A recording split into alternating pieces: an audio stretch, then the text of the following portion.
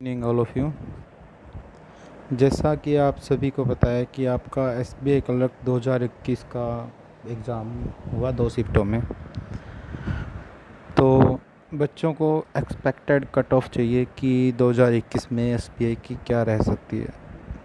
अपने इसके अंदर पूरी बात करेंगे क्योंकि 2 जगह 2 स्टेट ऐसे थे जहाँ पर मतलब एग्ज़ाम नहीं हुआ अभी तक। उनका मेंस होगा वो 17 तारीख को होगा। और तो उनसे क्या होगा कि बाकी स्टेट्स की कट ऑफ पे कोई फ़र्क नहीं पड़ेगा। क्यों नहीं पड़ेगा? क्योंकि अपने जो एग्ज़ाम है वो तो हो गए। जो अलग स्टेट हैं तो उनकी तो कट ऑफ डिसाइड हो चुकी है, परी की कितनी कट ऑफ रहेगी। ठीक है, तो आज अपने इसी बात पे करेंगे कि कैसी शिफ्ट आई थी, क्या होता है, एनालाइज होता है, स्केलिंग लगती है या नहीं लगती। तो पहली बात तो जो खुल के आती है वो यही आती है कि आपके एसबीआई में 2 शिफ्टों में एग्ज़ाम होता है। आरआरबी में आपके एक शिफ्ट में एग्ज़ाम होता है।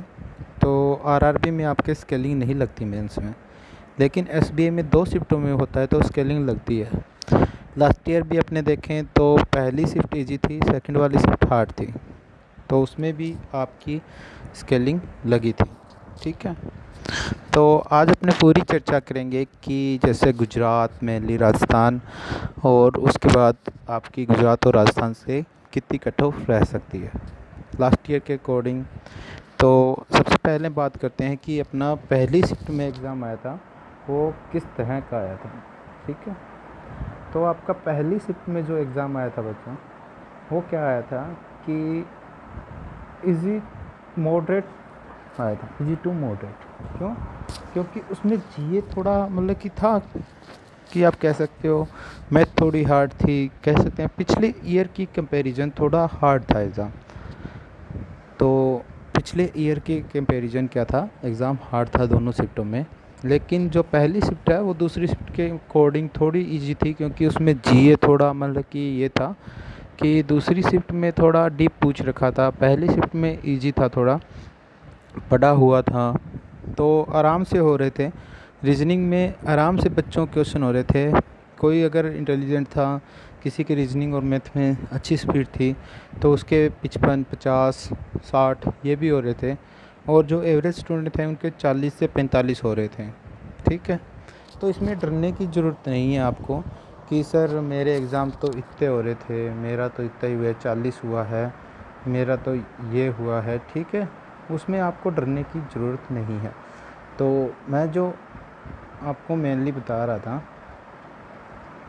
कि पहली शिफ्ट में आपके जो आई थी रीजनिंग में, बच्चों ने अप्रोक्स में किए हैं क्वेश्चन, वो किए हैं जी, मान लीजिए अगर रीजनिंग में किसी ने 35 क्वेश्चन किए हैं, ये तो मान रहा हूँ जो इंटेलिजेंट थे खूब, जिनकी रीजनिंग में बहुत अच्छी पकड़ थी, उनके 35 हुए हैं, क्योंकि रीजनिंग काफ़ी इजी थी। मैथ में बच्चों से 15 भी नहीं हुए। मतलब यहाँ पे अपने एवरेज ये निकाल सकते हैं कि 40 से 45 अगर आपने क्वेश्चन किए हैं, ठीक है, तो आप बिल्कुल सेफ छोड़ें, कोई दिक्कत नहीं है। क्योंकि जीए ऐसी थी जिसके अंदर आप 30 क्वेश्चन भी कर सकते थे, 35 भी कर सकते थे और 40 भी कर सकते थे। अगर यहाँ से अपने इतने क्वेश्चन किए हैं 40 से 45, अकॉर्डिंग टू रीजनिंग 1.2 नंबर का एक क्वेश्चन होता है अपना। ठीक है, अगर किसी बच्चे ने 30 क्वेश्चन भी किए हैं तो उसके कितने नंबर आ गए जी? 36। मैथ में 15 किए, 15 के 15 ही मिलेंगे।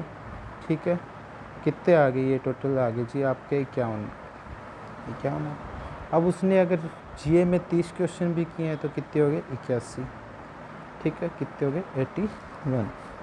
अब इंग्लिश किसी की अच्छी है तो उसका इन तीनों में से कोई एक सब्जेक्ट, क्योंकि बच्चों ये होता है कि अगर किसी का कोई सब्जेक्ट अच्छा है तो ज़रूरी नहीं कि उसके सारे सब्जेक्ट अच्छे हों।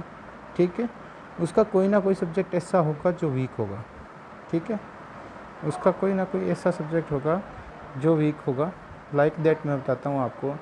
जैसे मान लो मेरा बात करूँ, जैसे मैंने एग्ज़ाम दिया था तो मेरा मैथ अच्छी है और रीजनिंग अच्छी है, तो मैंने मैथ और रीजनिंग में जो किए हैं वो 52 से 55 किए हैं, 57 किए हैं।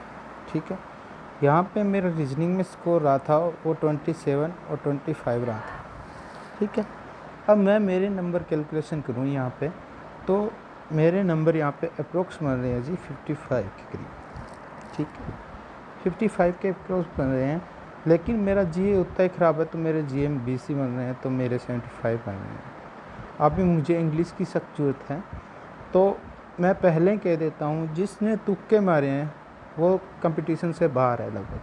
क्यों? क्योंकि तुक्के अलाउड नहीं हैं जी इसके अंदर, ठीक है। क्यों नहीं है आपको बताता हूँ मैं बात।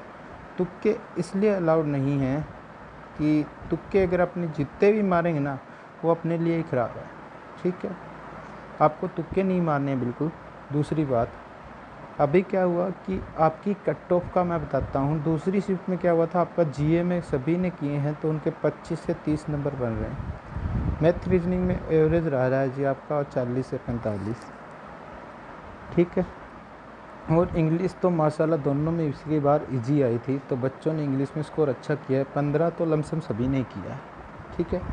तो यहाँ से अगर अपने कट ऑफ देखें तो आपका जो नंबर बन रहा है वो एवरेज 80 के अकॉर्डिंग, या 75 70, दूसरी शिफ्ट में जो 70 से 75 है, ये एवरेज रह रही है मार्क्स की। फर्स्ट शिफ्ट में अगर कोई अच्छा है तो उसकी 80 भी रह रही है, वरना यही 70 से 75, ठीक है। यही क्या रह रहे हैं, 70 से 75। तो लास्ट ईयर क्या थी सीटें, एक तो गुजरात में थी जी 450 की तकरीबन, मतलब 450 सीट थी।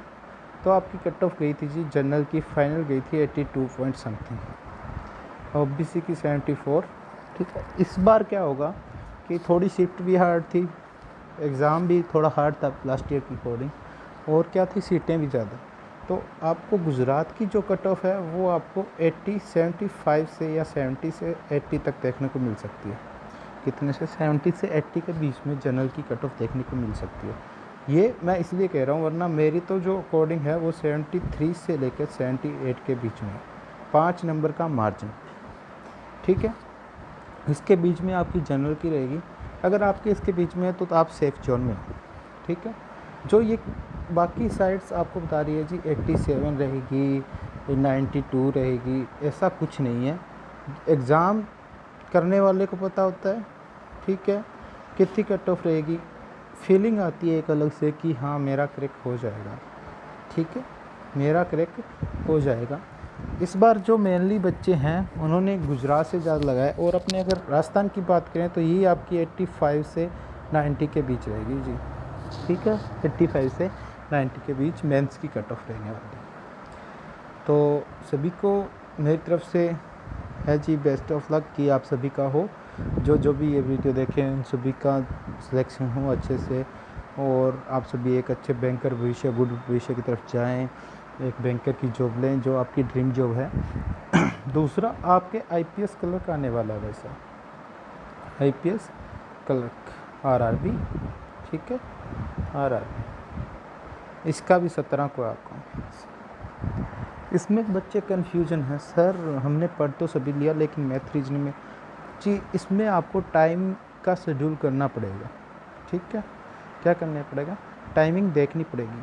इसमें मैथ रीजनिंग बिल्कुल ईजी आएगी भाई साहब, मैथ रीजनिंग ऐसी आएगी आप 70 क्वेश्चन भी कर सकते हो, 65 हर किसी के होंगे प्लस में, तभी तो इसकी कट ऑफ जाती है भाई साहब। राजस्थान 144 नंबर गई थी जी 2019 में, गुजरात की 137 गई थी गुजरात में 2019। लास्ट ईयर सीटें बढ़ी थी पहले कम होके, तो यहाँ पे ये कट ऑफ गई थी जी आपकी 120, और ये कट ऑफ गई थी जी 104 यूपी की थी, और ये गई थी जी आपकी शायद तक 102 गई थी जी। टेंशन नहीं लेनी है, इस बार भी सीटें घटी है गुजरात और राजस्थान और यूपी से। तो आप एक चीज़ देख लें कि आपके मार्क्स कहाँ तक बन रहे हैं, सभी के मार्क्स बनेंगे अच्छे, ठीक है। तो आपको मेनली टारगेट क्या करके चलना है, टाइम शेड्यूलिंग। अभी भी आपके पास 15 दिन है, ठीक है। आज तारीख अपने देखें तो आज की आपकी तारीख है जी 3, अभी भी आपके पास 13 दिन है, या 12 दिन मान लो, क्योंकि एक दिन जानने के लिए चाहिए। किसी ने गुजरात लगाया राजस्थान से, किसी ने यूपी लगाया, किसी ने गुजरात से राजस्थान लगाया, तो जानने के लिए थोड़ा टाइम चाहिए। तो अपने 11 दिन या 12 दिन मान लेते हैं। 12 दिन में आपको केवल मॉक लगाने हैं डेली के, उसमें ये नहीं करना कि मैं करता हूँ सारा, नहीं, उसमें आपको टाइमिंग देखनी, मेरी टाइमिंग क्या आ रही है, ठीक है। आप मैथ और रीजनिंग के लिए अगर आरआरबी क्लर्क में 1 घंटा 15 मिनट भी बचाते हैं ना, 45 मिनट तीनों को देखते हैं। जीए तो ऐसी होती है 10 मिनट हुआ, ठीक है, नहीं हुआ अगले पे। तुक्के नहीं मारने हैं। तुक्के मारने से आपको मैं सारा फैक्ट बताऊंगा आज कि कैसे क्या रहेगा, ठीक है। उसके बाद मैं आपको आरआरबी पीओ की और एसबीआई क्लर्क की दोनों की फाइनल कट ऑफ भी बताऊंगा कि आपकी क्या रहेगी, ठीक है। तो अपने अभी चलते हैं आगे। तुक्के नहीं मारने हैं। अगर मैं कहूँ कि आपके यहाँ पे बन रही है जी 1 जीए, अगर आपसे नहीं होगा तो किसी से भी नहीं होगा। पहली बात, जीए 15 से 20 नंबर। हिंदी जी जो कहते हैं मैंने 30 किए मेरे 25 नंबर आ जाए, मैं नहीं मानता। इसमें भी 20 नंबर आपके हाईएस्ट आ सकते हैं, वरना वही स्कोर रहेगा 15 से 10 20, ठीक है। स्कोर कंप्यूटर में जी पढ़ा हुआ है, डाटा है, तो 8 से 12 नंबर, ठीक है। अभी मैथ में और रीजनिंग में आप जितना चाहो स्कोर कर सकते हो आरआरबी क्लर्क में।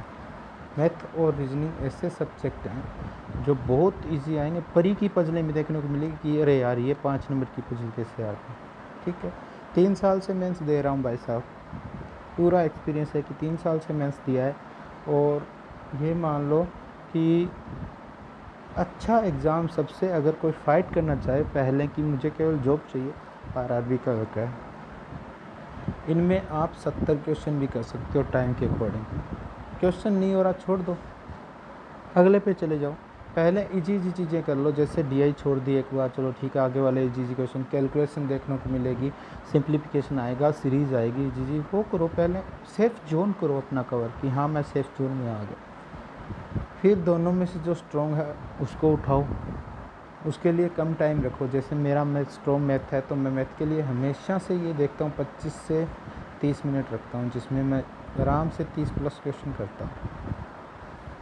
रीजनिंग मेरा थोड़ा वीक है तो मैं इसको ज़्यादा टाइम देता हूँ, इसको मैं 40 से 45 मिनट 50 मिनट जितने देते हैं वो देता हूँ। लेकिन आपकी जो आरआरबी क्लर्क मेंस की जो रीजनिंग आएगी भाई साहब, बिल्कुल इजी लेवल की आएगी, परी के लेवल की आएगी, आपसे हो जाएगी 30 मिनट में 35 मिनट में, ठीक है। तो आप सभी को ऑल दी बेस्ट है मेरी तरफ से। और दूसरी बात जो मैं बताने वाला था, तुक्के नहीं मारने। तुक्के देखो, आपने 10 क्वेश्चन में तुक्के लगाए, 6 सही है 4 गलत है, ये तो मैं बता रहा हूँ। मेरे जैसा तुक्का लगाता है इसमें भाई साहब 9 गलत होते हैं, 1 सही होता है। मिला कितना? 1। गए कितने? 2.25। कितने का नुकसान? 1.25। शॉर्टी हो वो क्वेश्चन लगाओ। नेगेटिव जाने से 0.25 से सिलेक्शन रहता है। कंप्यूटर मेरा लास्ट ईयर फेल हुआ था जी 0.25 से, मुझे पता है। 0.25 भी ऐसा दुख देता है कि आपकी 1 साल तैयारी का बढ़ जाएगा।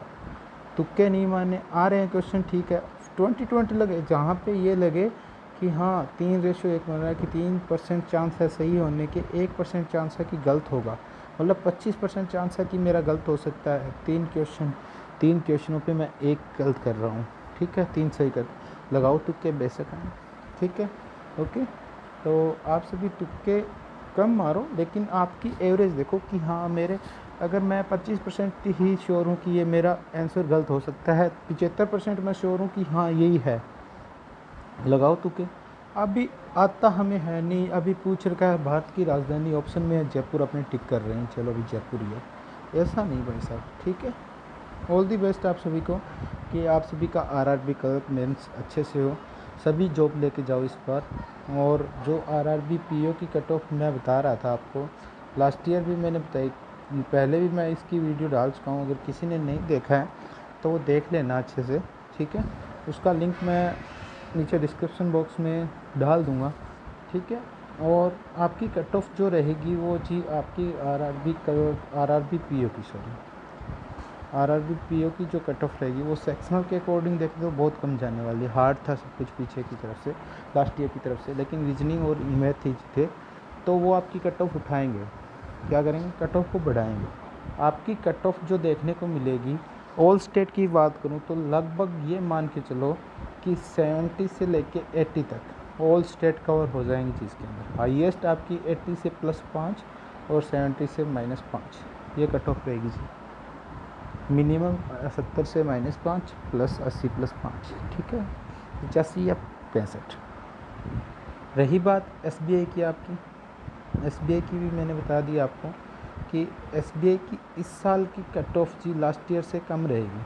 चाहे कोई भी स्टेट उठा देना, आज ही के अराउंड जिनके अगर 70 से 80 के बीच में बन रहे हैं ना, या फिर 73 से और 77 के बीच में बन रहे हैं, वो गुजरात है भाई साहब, श्योर है आपका, ठीक है। और दूसरी बात, अगर किसी ने तुक्के भी मार के किए ना कि मैंने 156 क्वेश्चन किए हैं, उसमें से मेरे तो 40 गलत हैं, 116 सही है, भाई साहब भूल जाओ सिलेक्शन। 2 पारी है, दोनों में सिलेक्शन से कैलिंग लगेगी, ठीक है। Good night. वीडियो अच्छी लगे तो कमेंट करना, चैनल को सब्सक्राइब करना। धन्यवाद आप सभी को, thank you very much, good night.